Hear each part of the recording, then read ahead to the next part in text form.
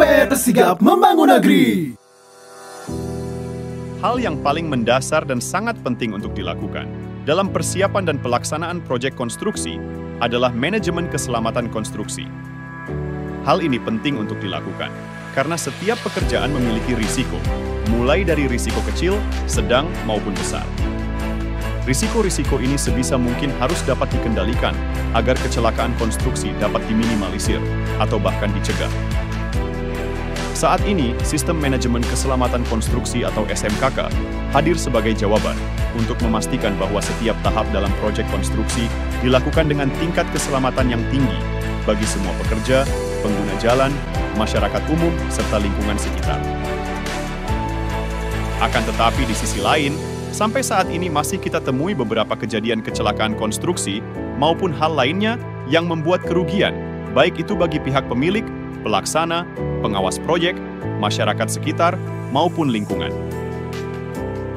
Oleh karena itu, apakah ada yang salah dalam penerapan SMKK sehingga kejadian tersebut dapat terjadi?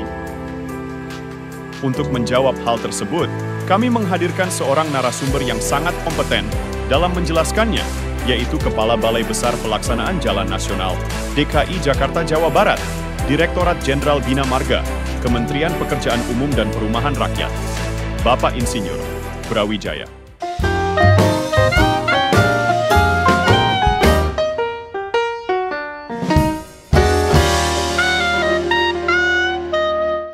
Assalamualaikum warahmatullahi wabarakatuh. Salam sejahtera, Om Swastiastu, Namo Buddhaya, salam kebajikan. Selamat datang dalam podcast Pusbangkom JPW BPSDM, Kementerian PUPR. Menyenangkan sekali dapat kembali menyapa Sobat PUPR. Dan pada kesempatan kali ini, saya, Aulia Fersdiani, akan mengajak teman-teman untuk menambah wawasan kita semua tentang peran penting penerapan sistem manajemen keselamatan konstruksi. Telah bergabung bersama kita, narasumber yang merupakan salah satu penyusun kebijakan penerapan SMKK, yaitu Bapak Insinyur Brawijaya SE, MNIE, MSc, PhD. Halo Bapak, apa kabar? Baik, terima kasih Mbak. Apa kabar juga? Baik. Sehat Bapak, Alhamdulillah. Selamat datang Bapak di podcast Pusbangkom JPW. Iya, terima kasih. Sedang sekali ada di sini. Ya. Izin Bapak, saya bacakan CV-nya terlebih dahulu boleh? Boleh. Oh ya, baik. Ya. Jadi teman-teman, Bapak Brawijaya, beliau lahir di Blitar pada 10 Juli 1966. Pak Jaya menempuh pendidikan S1 Teknik Sipil di ITB dan S1 Ekonomi Manajemen Unpad Bandung, kemudian melanjutkan S2 Master of Industrial and S2 Teknik Jalan Jembatan, dan menyelesaikan pendidikan S3 Civil Engineering di Rensselaer Polytechnic Institute. Mengenai riwayat jabatan, Pak Jaya berkarir di Ditjen Bina Marga sebagai Pembina Jasa Konstruksi Ahli Madya, Kepala Subdit Keamanan dan Keselamatan Konstruksi. Selanjutnya berkarir di Ditjen Bina Marga sebagai Kepala Balai Besar PJN Sumatera Utara dan saat ini menjabat sebagai Kepala Balai Besar PJN DKI Jabar. Wah, sangat menarik ya Sobat PUPR profil Pak Jaya nih, apalagi dalam hal pendidikan nih Pak. Kok bisa sih Pak double degree S1 dan S2 sekaligus? Motivasinya apa Pak? Ya tentunya menambah wawasan sebanyak mungkin. Pusing nggak Pak sekolahnya? Kalau kita suka tidak ada yang membuat pusing. Aduh, seperti motivasi ya Pak untuk kami-kami generasi muda buat tetap lanjut belajar ya Pak ya. Iya betul. Baik, tanpa berlama-lama lagi, kita akan langsung masuk ke pokok diskusi kita kali ini ya Sobat PUPR. Seperti yang kita ketahui, pembangunan nasional suatu bangsa tidak dapat dipisahkan dari pembangunan infrastruktur. Pembangunan infrastruktur termasuk konstruksi yang maju menjadi indikator bahwa bangsa tersebut telah maju kesejahteraannya, termasuk terjaminnya keamanan keselamatan, kesehatan, dan penyelenggaraannya dilakukan secara berkelanjutan, atau yang lebih dikenal dengan standar keempat atau SMKK. Tapi sayang sekali nih, beberapa tahun terakhir masih terdapat kasus-kasus kecelakaan konstruksi yang menimbulkan korban jiwa maupun kerugian materi bagi tenaga kerja dan pengusaha. Selain itu, tentu mengganggu proses produksi secara menyeluruh, merusak lingkungan yang pada akhirnya akan berdampak pada masyarakat luas. Oleh karena itu, SMKK menjadi topik yang sangat menarik untuk dibahas, agar pengimplementasian SMKK di lapangan, khususnya pekerjaan jalan dan jembatan di lingkungan Ditjen Bina Marga, dapat berjalan dengan baik untuk mewujudkan lingkungan kerja yang aman, sehat, ramah lingkungan, serta tetap memenuhi kualitas mutu yang ingin dicapai. Seperti yang sudah saya sampaikan sebelumnya nih, Pak Jaya merupakan salah satu penyusun kebijakan SMKK yang tertuang dalam Permen PUPR nomor 10 tahun 2021. Nah, terkait peraturan nih Pak, menurut pandangan Bapak, bagaimana implementasi SMKK di proyek pekerjaan konstruksi jalan dan jembatan saat ini? Terima kasih Mbak atas pertanyaannya. Untuk penerapan SMKK memang pada saat kita menerapkan sebuah peraturan, sering ada semacam delay karena diperlukan sosialisasi yang banyak. Jadi pada saat diterbitkan, jadi sebetulnya SMKK pertama kali diterbitkan itu tahun 2019 ya, terus 2021 di update itu. Tetap saja sudah 2 tahun, kalau dihitung dari tahun 2021 masih belum sepenuhnya diterapkan dengan baik oleh teman-teman.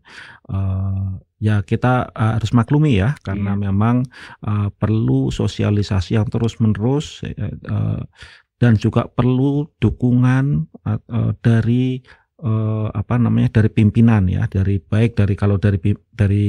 Kementerian PUPR tentunya dari pimpinan kita, kemudian untuk perusahaan juga harus dari pimpinan, karena kalau dari bawah terus ini tidak bisa maksimal dan juga cukup lambat. Mungkin perlu kami sampaikan bahwa SMKK ini sudah diatur di dalam PP ya, jadi di peraturan pemerintah, jadi bukan hanya berlaku untuk Kementerian PUPR tapi juga untuk seluruh kementerian dan seluruh kegiatan yang menyangkut pekerjaan konstruksi. Oh, begitu ya Pak ya? Iya betul. Kalau untuk peraturan terkait SMKK yang saat ini berlaku apa aja ya berarti ya Pak? Kalau peraturan, jadi begini Mbak ya, kalau peraturan SMKK, nah ini mungkin masih banyak yang misleading ya. Kalau pada tahun 2019 peraturan SMKK diatur di dalam Permen 21 tahun 2019. Jadi hanya itu aja yang mengatur. Iya Pak. Tidak ada aturan di atasnya yang mengaturnya. Namun pada tahun 2021 pada saat itu mengikuti menindaklanjuti Undang-Undang Cipta Kerja sebetulnya.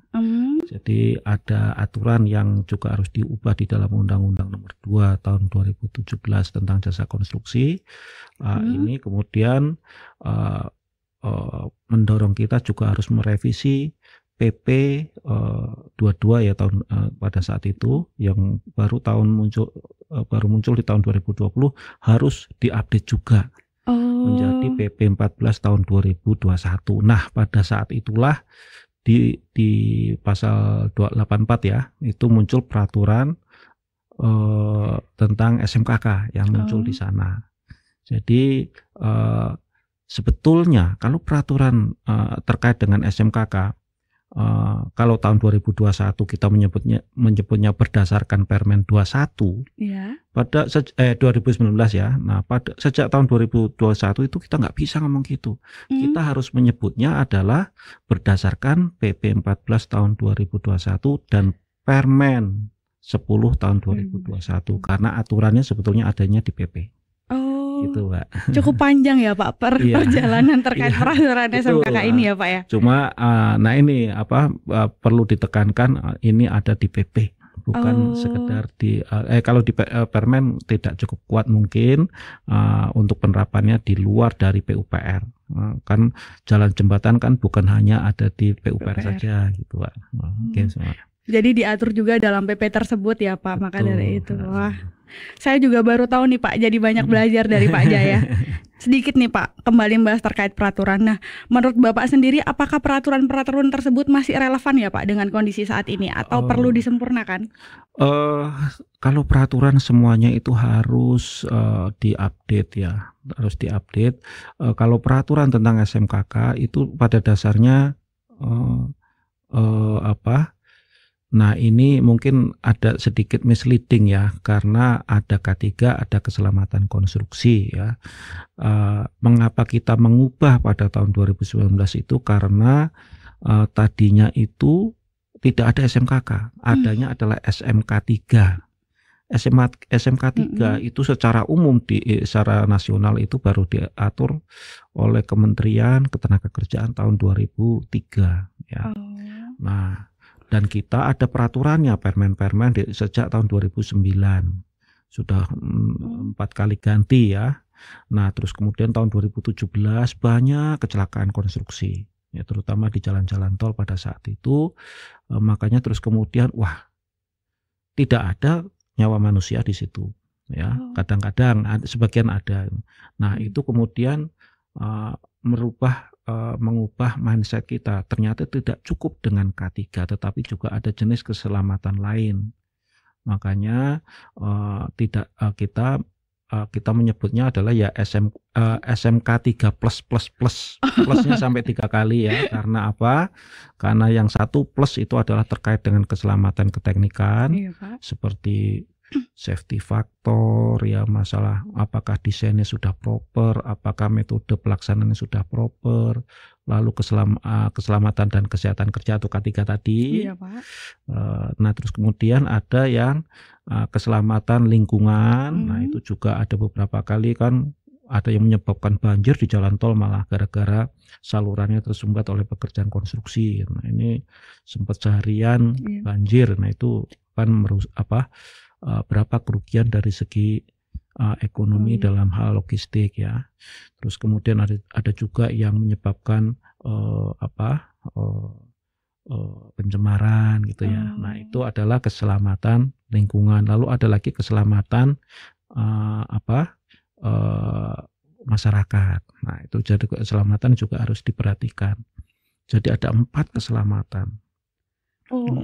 Menarik ya Pak ya. Jadi perbedaan mendasar dari K3 zaman dulu nih ya Pak, K3 2019 dengan SMKK saat ini tuh berarti aturan-aturan yang maksudnya hal-hal yang diatur di dalamnya tuh lebih kompleks gitu ya Pak ya? Lebih ya nambah lagi ya. Jadi kalau lingkungan itu tadi ya Pak? Ya, jadi kalau tadinya hanya 1 yaitu tentang K3 kemudian menjadi 4. Ya. Begitu ya Pak jadi ya. aturan tentang K3 sendiri itu diatur oleh Kementerian Ketenagakerjaan itu tetap berlaku. Itu tetap berlaku ya tetap. Pak. Jadi yang dari Kementerian Ketenagakerjaan tetap berlaku dan PUPR lebih begitu ya Pak ya. Bukan menggantikan. Baik Pak. Saya jadi belajar juga nih Pak. Seru banget nih Pak diskusinya. Nah, terkait dengan seiring perkembangan metode dan teknologi nih Pak dalam pelaksanaan pekerjaan konstruksi jalan dan jembatan, tentu potensi bahaya dan resiko menjadi lebih besar. Sehingga sistem manajemen keselamatan konstruksi menjadi salah satu komponen yang vital. Bisa Bapak jelaskan Pak, mengapa SMKK menjadi komponen yang penting dalam pelaksanaan konstruksi jalan jembatan? Nah ini Mbak, jadi tadi ada 4 jenis keselamatan ya. Nah ini masing-masing itu ternyata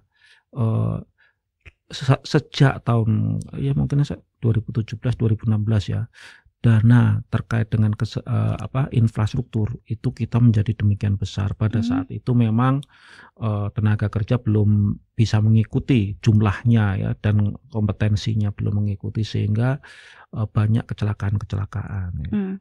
Karena salah satunya ya tadi mendadak saja kita dan mendadaknya ternyata sampai sekarang ya, dan makin lama makin besar ya. Nah ini menyebabkan kewaspadaan dari penyelenggara jasa konstruksi tadi berkurang, apalagi kalau pengawasannya juga tidak maksimal, sehingga dibutuhkan sebuah sistem yang mengatur tadi kalau keselamatan keteknikan kan berarti terkait dengan mutu gitu ya. Pak. Mutu itu sejak dulu pun sudah ada, tetapi tidak terintegrasikan dengan baik dengan keselamatan konstruksi, dengan keselamatan dan kesehatan kerja dan lain-lain, padahal itu hubungannya sangat besar. Nah terus kemudian ya tadi ya, jadi sangat relevan karena cukup banyak kecelakaan-kecelakaan di masa lalu ya, dari 2017 sampai 2020-an lah ya, sehingga keluarkanlah aturan ini. Nah, ini aturan ini juga kemudian disertai dengan ada spek khusus dan lain sebagainya untuk selaras dengan peraturan tentang SMKK yang diatur di dalam PP tadi, PP 14 tahun 2021. Jadi memang sangat relevan karena ini menyangkut dengan mindset dari pengusaha dan juga dari kita sendiri sebagai ASN ya, itu masih menganut tadi K3 aja yang dibahas. Jadi begitu bicara tentang SMKK, yang diingat hanyalah K3. Hanyalah yang diingat adalah helm, rompi, sepatu. Padahal bukan itu ya. Padahal lebih dari itu ya Pak ya, cakup skop dari SMKK ini ya Pak ya. Iya, nah memang pada saat 2018 sampai 2021 kita pada saat bicara SMKK kita kedepankan masalah keselamatan kerja K3 itu, tapi sekarang setelah saya pikir-pikir kita harus mengedepankan mutu dulu supaya paham bahwa SMKK bukan hanya masalah K3 gitu.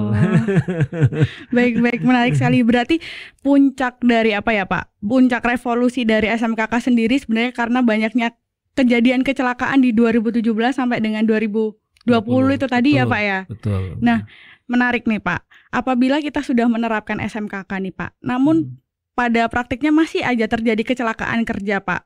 Nah, sebagai bagian dari Direktorat Jenderal Bina Marga nih Pak, apa sih Pak upayanya dalam menyikapi kecelakaan kerja tersebut?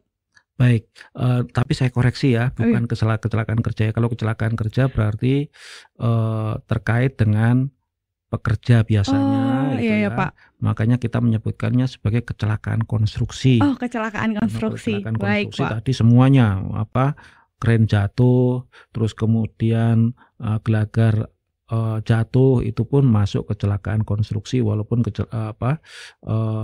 tidak ada urusannya dengan pas lagi kerja gitu kan ya. Orang malam-malam jatuh sendiri itu ya karena sesuatu hal, itu tetap sebagai kecelakaan konstruksi. Nah, terus kemudian tadi malah lupa ya. Itu Pak, upaya kan bisa kalau tetap terjadi kecelakaan nih Pak. Nah, betul ya. Kita sebagai manusia tentunya yang kita lakukan adalah melakukan mitigasi ya.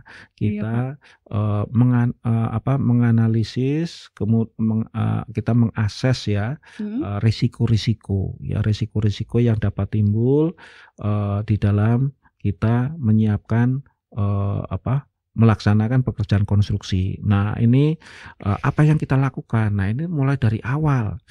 Kalau K3 saja ya, yang titik beratnya ya hanya pada saat pelaksanaan pekerjaan fisik ya. Nah, kalau kita dimulai dari awal ya, yaitu sejak di tahapan pengkajian. Jadi di Undang-Undang Nomor 2 tentang Jasa Konstruksi tahun 2017 itu disebutkan itu sebetulnya ada 7 tahapan pekerjaan ya. Itu adalah tahapan pengkajian, perencanaan. Perencanaan itu yang dimaksud di sini adalah perencanaan FS pra-FS gitu ya. Jadi, Pak. Terus kemudian perancangan, nah ini DED. Ya. Terus kemudian pelaksanaan konstruksi. Nah, sebetulnya masuk di dalamnya ada proses lelang ya. Nah, terus kemudian operasi dan pemeliharaan, terus kemudian pembongkaran, terus kemudian pembangunan kembali ya. Nah, jadi kalau kita lihat di sini agak beda dengan Sitlakom karena Sitlakom ada land acquisition. Nah, kalau land acquisition itu bukan pada tahapan dalam tanda kutip itu pelaksanaan konstruksi karena ya itu persiapan bukan Pak. Ya persiapan ya untuk pembayaran dan sebagainya. Jadi itu tidak masuk ke dalam tahapan pelaksanaan pekerjaan konstruksi.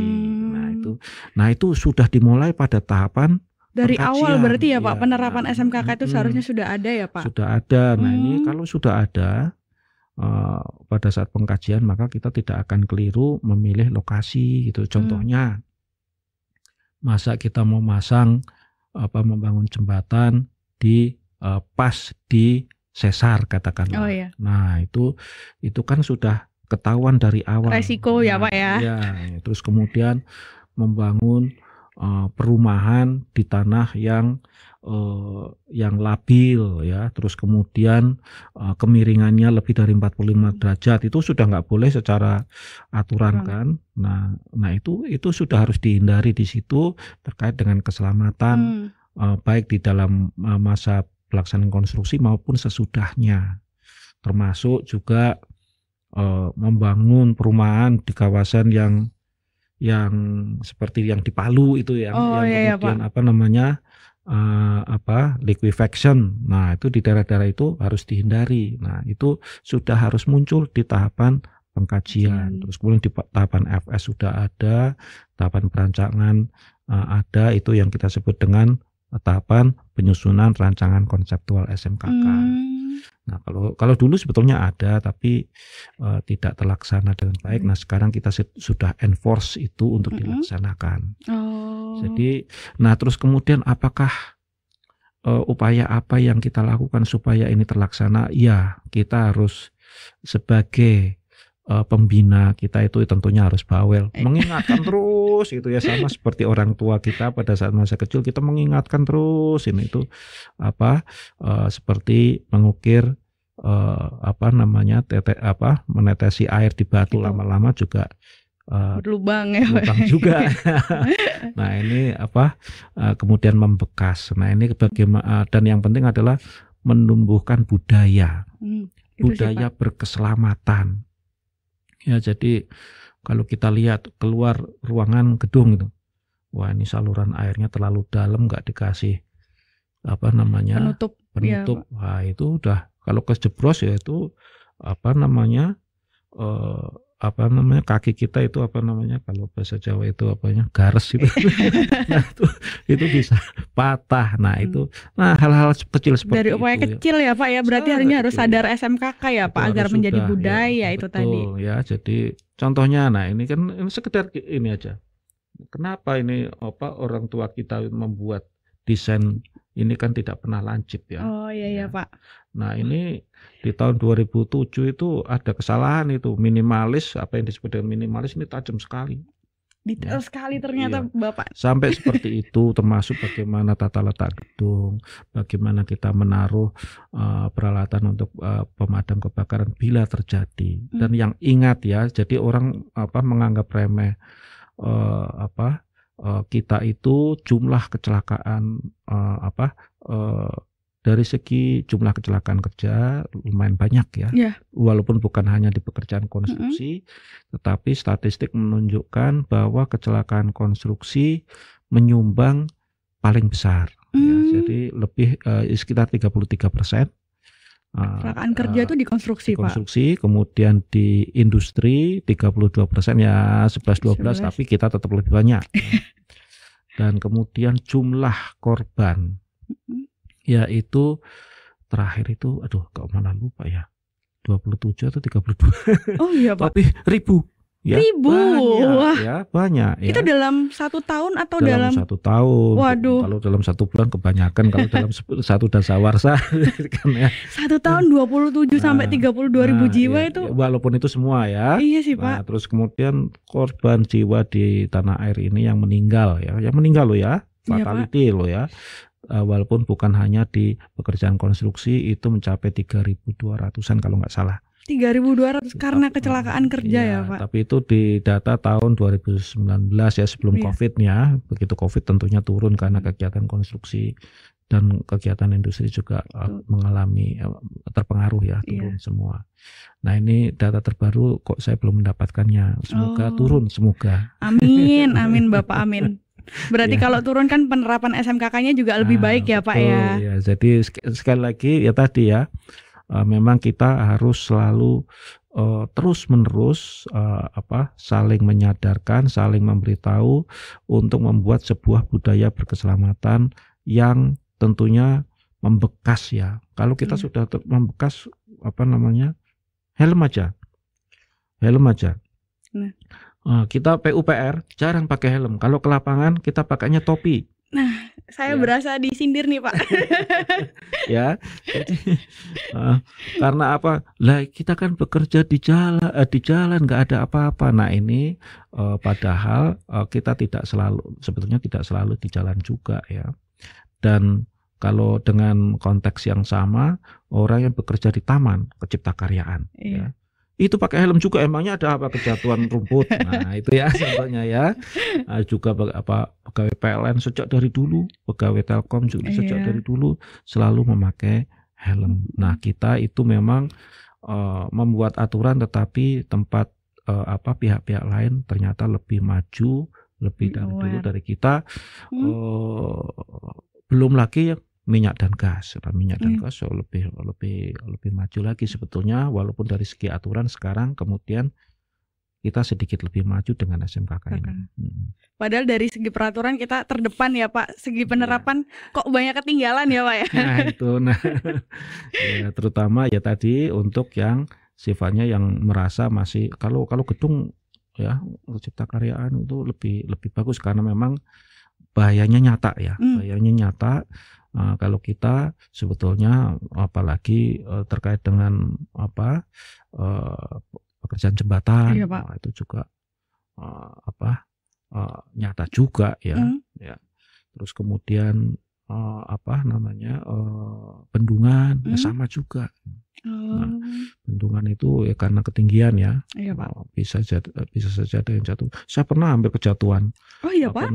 Kejatuhan orang buang sampah tapi ketinggiannya berapa itu 17 meter atau berapa itu ya, orang bikin flyover. Baru kita bahas itu. Begitu keluar, waduh, hampir aja kena. Nggak tahu Pak, yang lewat ahli SMK kan minta disemprit ya Pak. Ya kalau kena itu bisa fatalitas ya. Yang disebut fatalitas berarti artinya yang meninggal ya. Iya, Pak. Ya jadi ingat tadi ya, jumlahnya 3.200-an setahun. Nah, berarti kan masih banyak yang belum menerapkan nih Pak. Kan upaya kita kan mengingatkan nih Pak ya, kayak orang tua tadi ya Pak ya ibaratnya. Nah, kalau anak nggak nurut kan dipukul ya Pak, kalau orang zaman dulu ya Pak. Kalau kita gimana nih Pak sama? Nah ini sebetulnya di PP sudah diatur juga sebetulnya bagaimana proses pembinaannya. Jadi PP 14 tahun 2021. Terus kemudian aturan lanjutannya ada di Permen. Bagaimana kalau tidak melaksanakannya? Ya jadi kalau tidak melaksanakan, kalau dari kontraktornya ya tentunya oleh dari internal dulu karena mereka kan punya ya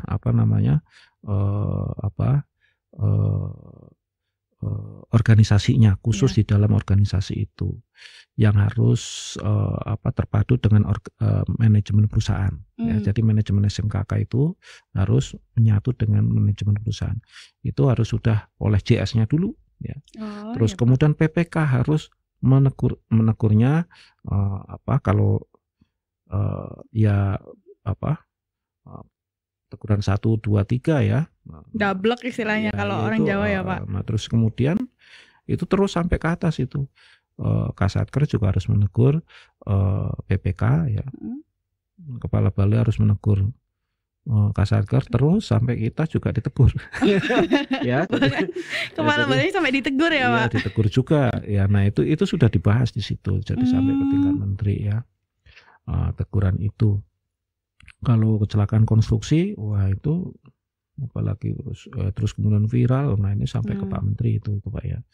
Yaitu apakah akan diperiksa, ada investigasi oleh Komite Keselamatan Konstruksi. Bahkan ditindaklanjuti sama investigasi oleh komite khusus ya Pak ya. Iya betul. Oh begitu ya Pak, ternyata ya Pak ya. Sejak kapan sih Pak tertarik dengan SMKK Pak, kalau boleh tahu? Tidak tertarik sebetulnya. Tidak tertarik.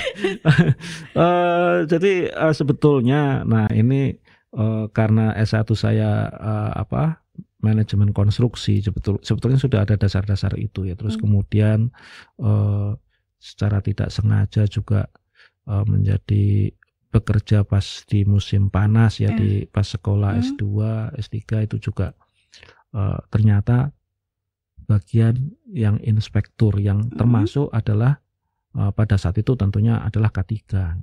Nah terus kemudian tahun 2018 kebetulan saja bekerja di Bina Konstruksi yang membahas terkait dengan K3 pada saat itu kemudian menjadi keselamatan konstruksi. Jadi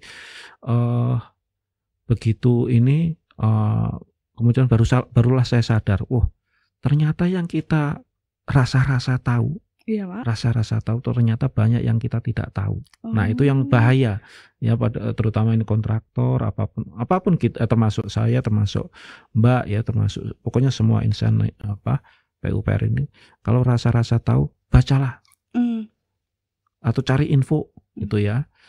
Apa sih, apakah benar kita sudah tahu semua gitu ya. Nah, ini karena namanya juga aturan kan tentunya harus diperbaiki terus menerus gitu ya. Jadi kalau tadi Mbak nanya apakah aturannya masih itu Pak, perlu diperbarui nggak Pak? Ya. Tentu ya, semua peraturan itu harus diperbarui karena membuat peraturan itu susah ya,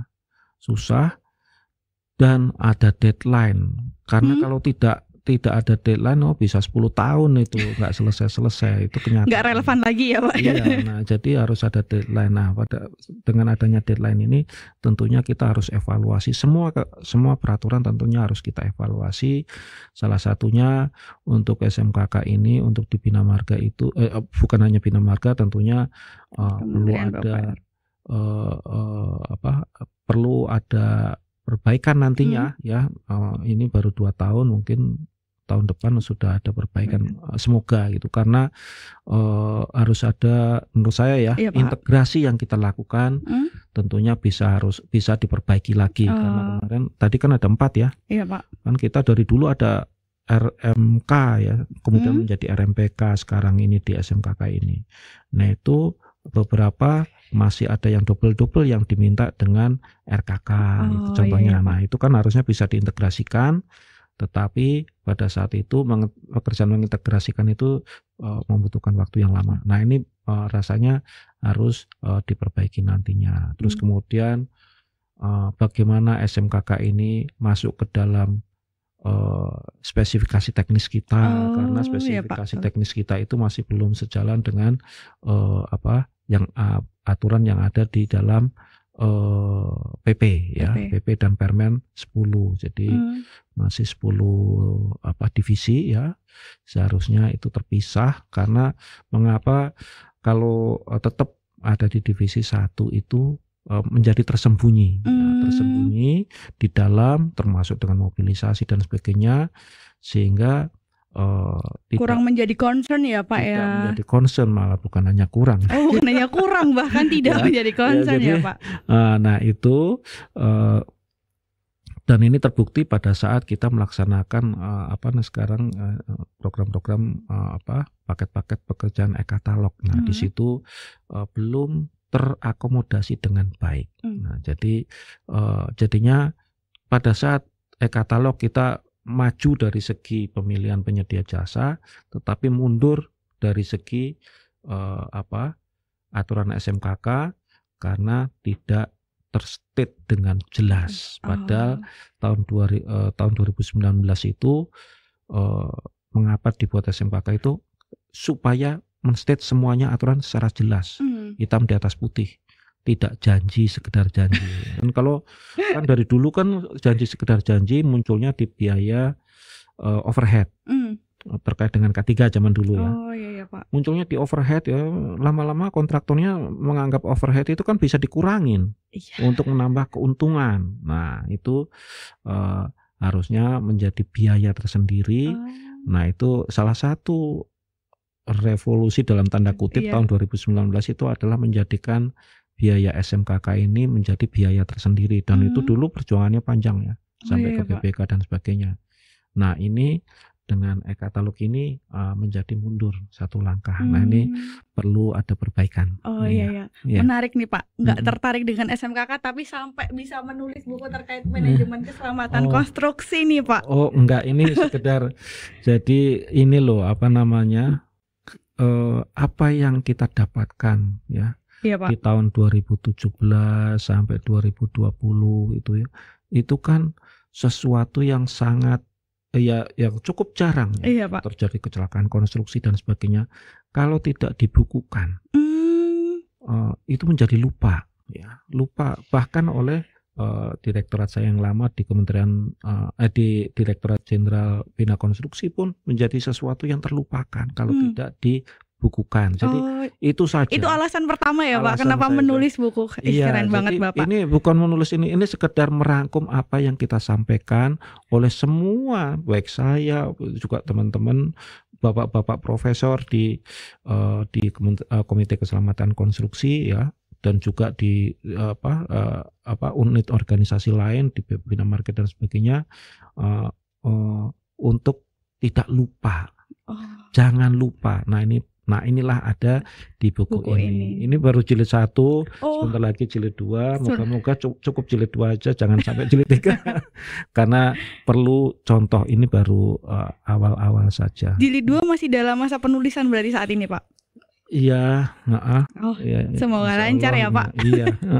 Jangan lupa dibaca ya teman-teman nih, betul. buku terkait manajemen keselamatan konstruksi. Jadi kita juga banyak belajar ya Pak ya dari kejadian-kejadian yang sudah terjadi ya Pak ya. Oh iya, ini sekedar ini ngomong-ngomong aja ya. Iya Pak. Ingat nggak kita dulu banyak kecelakaan pesawat? Oh iya Pak. Ya kan dulu ada KNKT, sekarang pun masih ada KNKT. Ini salah satu pegawainya itu kan direkrut oleh perusahaan Inggris itu ya, British Aerospace atau apa itu, karena banyak pengalaman tadi yang kecelakaan pesawat udara itu yang mereka tidak punya.